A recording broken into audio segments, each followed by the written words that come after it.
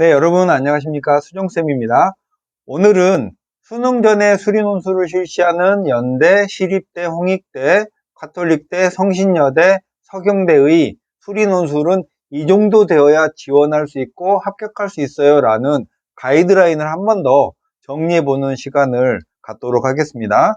특히나 여러분께서 논술 준비를 안 하신 분들이 이제부터 이런 대학에 지원을 하기 위해서 논술 준비를 한다면 합격 가능권은 확인하시고 논술을 쓰셔야 될 것 같고요. 어떤 분들은 이렇게 말해요. 믿져야 본전 아닌가요? 이렇게 말씀하시는데 수능 전에 논술 보는 대학은 그 대학에 지원을 하고 최소한 일주일에 한 번씩 공부를 한다고 해도 한 달 이상 공부를 해야 되는 그런 실질적인 시간 투자를 해야 되는 거잖아요. 자칫 잘못하다가는 시간만 투자하고 오히려 수능에 방해가 되는 그런 상황도 꽤 있기 때문에 뭔가 더 잘해보려고 새로운 기회를 가지려고 논술 준비를 시작했는데 오히려 수능에 방해가 되는 그런 학생들이 나오지 말라고 이런 말씀을 드리는 거예요. 연세대부터 시작할까요? 연세대는 2023학년도 정시의 입시 결과가 이 정도 수준입니다. 국수 탐에 100분위의 평균치 정도 되니까 대략 94% 정도가 최종 등록한 학생의 70% 정도의 100분위 평균치거든요. 이 정도 점수에 미치지 못하면 연대를 지원하는데 아래에 지금부터 제가 설명드린 내용들을 충족한 학생만 지원을 하시기 바랍니다. 9월 23일 날 시험이 있고 논술 100%고요. 경쟁률은 20대 1 내외이고 보통 한 17대 1 정도, 18대 1 이 정도로 연대의 네임밸류에 비해 경쟁률이 낮은 게 조금 매력적인 내용이죠. 시험 범위는 수학과 과학을 보고요. 과학 2까지 출제를 하고 무려 150분의 시험 시간이 있습니다. 모집 단위별로 물, 화, 생, 지 중에서 선택이 가능한 과목이 다르니까 여러분이 지원하려는 모집 단위와 여러분이 현재 준비하고 있는 과학 과목을 맞춰서 지원을 해야 될 것 같고, 여기서부터 중요한데요. 연세대는 어느 정도 학생이 지원을 하면 되냐면 연대는 매년 새로운 형태의 논술 문제를 창조합니다. 그래서 작년, 재작년, 재재작년 이런 문제를 몇 년간의 기출문제를 다 열어봐도 조금 결이 다른, 안에 실질적으로 대학이 묻고 싶은 건 일정하겠지만 여러분이 보시기에는 다양한 형태의 문제를 출제한다는 사실을 알아야 되겠고, 그래서 경향 파괴적입니다. 경향이 따로 있지 않아요. 연대를 합격하려면 진짜 수학을 깊이 있게 수학 문제에 대한 구조적 이해를 잘해야 되고 보이지 않는 미지의 상황을 추론하는 그런 능력이 탁월한 학생이어야 되고, 기본적인 점수는 수학 모의고사나 수능으로 수학이 88점 이상이 되면서 과학도 2등급 최상이나 1등급을 맞는 학생이 합격 가능하고 실제로 그런 학생들이 합격해 왔어요. 확통은 통계까지는 지금까지는 출제하지 않았지만 어느 단원을 낼지 모르니까 각 단원에 대한 심화 과정까지 개념 정리가 잘 돼 있고, 특히 제가 아까 강조한 추론 능력이 탁월해야 됩니다. 기하 역시 수능적인 그런 계산 문제를 많이 출제하는 대학은 아니지만 역시 기하에서도 도형에 대한 깊은 이해력이 필요하고, 계산력은 연대 문제가 최강의 계산력을 항상 보여주는 문제들이 출제됐고요. 답안 작성도 수학적인 그런 답안뿐만 아니라 어떤 상황에 대한 설명 능력까지도 탁월해야 되는 그런 대학이라고 생각이 됩니다. 이 정도의 준비가 되었거나 남은 한 달 동안 마무리해서 이 정도의 능력을 갖추는 학생이 연대를 지원해야 될 것 같고요. 자, 두 번째 서울시립대는 작년의 입시 결과가 100분위 평균으로 최소 84%에서 중상위권 대학인 화학공학과까지가 100분위 평균 90이니까 2등급 후반 정도의 실력이나 3등급 중상 정도는 되어야 서울시립대에 합격할 수 있는 가능권이고요. 여러분의 성적이 모의고사 성적이 이 정도에 미치지 않다면 서울시립대를 노려도 될 것 같은데요. 10월 7일날 시험 봅니다. 논술이 70% 반영을 하고요. 학생부 내신은 5등급까지는 걱정하지 말고 지원을 하고, 시립대는 그나마 경쟁률이 연대나 홍대에 비해서는 조금 더 높더라고요. 평균적으로 30대 1이고 전자전기는 43대 1이니까 아무래도 최저가 없다 보니까 경쟁률이 연대나 홍대에 비해서 높은 것 같고, 연대는 최저가 없어도 과학까지 보니까 또 조금 경쟁률이 낮은 것 같아요. 시험 정보는 제시문이 거의 없고 소문항도 거의 없이 깔끔한 네 문제로 미적, 기하, 확통을 고르게 출제하는 경향을 가지고 있고요. 기하나 확통 문제는 본격적으로 출제를 하고 수능적인 개념과 계산력을 묻기 때문에 기하 확통을 안 했는데 시립대를 노린다는 건 말이 안 됩니다. 연세대와 느낌은 비슷한데 약간 난도만 낮은 수준으로 출제를 하고 서울시립대에 지원하려면 이 정도 되는 학생이어야 돼요. 수학은 원점수로 80점, 한 84점까지도 맞는 학생이어야 되고 수리논술은 다른 과목이 조금 저조한데 수학이 강한 학생이 지원하는 거잖아요. 특히 상위권 대학은 확률과 통계는 통계까지는 최근에 출제한 건 없으나 기본 개념이나 심화까지 공부가 잘 돼 있어야 되고 기하는 각 단원에 역시 기본 개념이나 계산력이 잘 돼 있고 몇 년 전에 서울시립대가 기하를 냈을 때는 기하가 가장 어려운 문제였던 때도 있으니까 서울시립대는 미적 기하 확통을 고르게 상위권 정도는 되는 학생이 지원을 해야 되고 수능 최저가 없다고 해서 모의고사로 70점 초반의 학생이 지원하는 건 합격과는 많이 멀어요.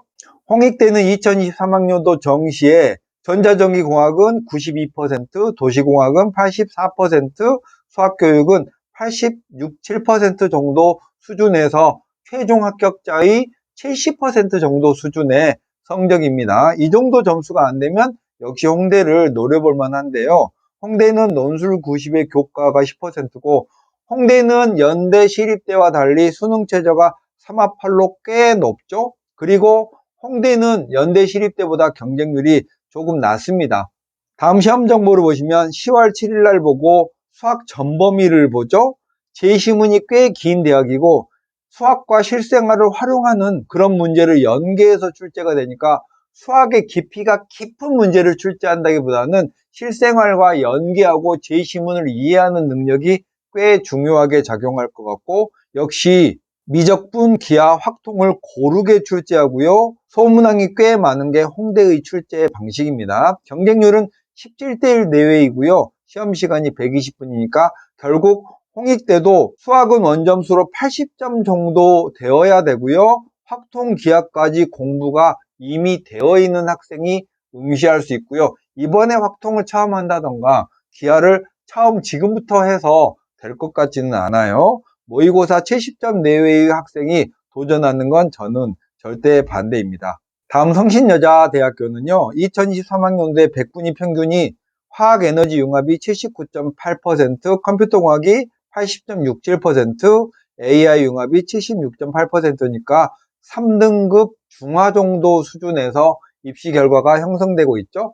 정시로 이 정도 점수가 안 되는 학생이라면 역시 성신여대를 노려볼 만하고요. 논술 70에 출결을 3% 반영하고 수능 최저가 2합 7인데 이게 조금 센 편이에요. 수능 최저 충족률이 50% 정도 내외이고 수능 전이다 보니까 그리고 여대이다 보니까 평균적인 경쟁률이 12대1 정도로 조금 낮은 편입니다. 수능 최저까지 고려하면 평균 6대1 정도 수준으로 생각이 되고요. 시험 정보는 작년까지는 확통을 봤지만 올해는 미적분까지만 보는 대학이고요. 4문제 내외를 보고 소문항이 있고 시험 문제가 이화여대나 숙명여대보다는 조금 쉬운 수준? 이게 여러분이 문제를 봐야 이 정도 수준이구나 아마 알 수 있을 거예요. 제가 아무리 쉽다 해도 여러분이 보기엔 또 다른 느낌일 수 있으니까 성신여대는 이 정도 수준의 학생이 지원하시면 됩니다. 수학은 원점수 기준으로 72점 정도 이상이 되는 학생, 수투와 미적분을 중심으로 출제하기 때문에 중상급 수능형 문제까지 맞출 수 있는 이 정도의 계산력, 개념력을 가진 학생, 모의고사로 60점 내외의 학생이 성신여대를 지원하는 건 합격권하고 멀어요. 성신여대는 숙명여대 바로 밑 정도의 대학 수준을 가진 대학이고 수능 전 논술이라 수학의 수투와 미적분을 잘하는 70점대 초중반 정도 되는 학생이라면 그리고 2합치를 충분히 넘을 수 있는 학생이라면 지원해 보시기 바랍니다. 자, 다음 가톨릭대는 작년에 백분위 평균이 평균적으로 77%, 79%, 80% 정도의 3등급 하 정도 되는 이런 대학인 거죠. 논술 70에 교과 30에 경쟁률이 17대1 정도로 수능 최저가 없는 대학 치고는 수능 전이라 좀 낮은 편이고 가톨릭대는 모집 단위별로 모집 인원이 좀 적은 게 특징이에요. 시험 범위가 수학원 수학2까지만 제한돼 있고 90분의 세 문항을 보면서 수학2가 조금 더 많이 내는 정도의 경향이고, 수능형 사전 문제 정도의 미지수가 조금 많은 식을 연립하고 정리하고 수학2의 그래프의 기하학적인 그런 특성을 물어보는 그런 문제들을 많이 출제합니다. 카톨릭대는 수학 원점수로 70점 정도, 이 정도 수준의 학생이면 수학 1, 2의 개념 정리가 잘 된 학생, 모의고사에 60점 안팎의 학생이 도전하는 건 수능 전에 매우 부담이 큰 그런 도전입니다. 카톨릭대에 대해서 추가할 말씀은 수학 1, 2가 미적보다 상대적으로 강한 학생이 지원하면 유리하고요. 확통이나 기하를 응시한 학생도 수학 1, 2가 수학 선택 과목에 비해서 강하다면 카톨릭대를 지원해 보시기 바랍니다. 자, 이제 마지막으로 서경대인데요. 서경대는 100분위 평균으로 69.7이나 69.5% 정도인 이 정도 70%가 조금 못 미치는 이런 100분위를 가진 대학이고요. 논술 70의 교과가 30% 반영을 하는데 시험 정보가 11월 5일 날 시험을 봅니다. 국어랑 수학을 보고요. 국어 9문제, 수학 6문제고요. 국어는 인문 논술이 아니라 한 장 정도의 A4의 지문에 대한 이해력을 바탕으로 한 한 줄 정도의 요약본을 쓰기나 빈칸 채우기나 이 정도고, 수학은 수능형 문제 3점 중상 정도 되는 그 정도 수준의 문제입니다. 80분 동안 시험을 보고요. 서경대는 이런 학생이 지원하면 됩니다. 서경대 보통 학생들에게 어떠니라고 물어보면 많이 무시하세요.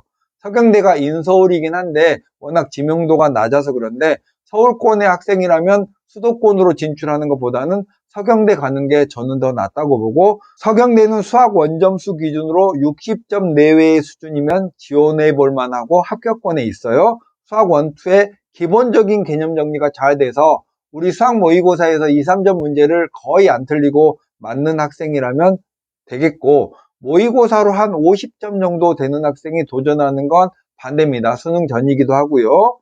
수능 전이라 경쟁률이 낮아요. 서경대는 아까 말씀드렸듯이 처음에는 아이에게 서경대 어떠니? 라고 물어보면 많이 무시하다가 또 수능 끝나면 결국 서경대도 못 가서 지방으로 가는 그런 학생들도 많으니까 수능 전 대학이니까 가능성을 따져보고 과감한 지원을 해보면 좋겠습니다. 오늘 이렇게 연대, 시립대, 홍대, 성신여대, 가톨릭대, 서경대, 수능 전 논술대학의 지원 가능 수준에 대해서 살펴봤으니까요. 요 정도 수준과 준비 또 확통 기하가 돼 있는 학생들만 지원을 하시는 게 수능 전의 위험 부담을 줄이는 길이 되겠습니다. 수정쌤이었습니다.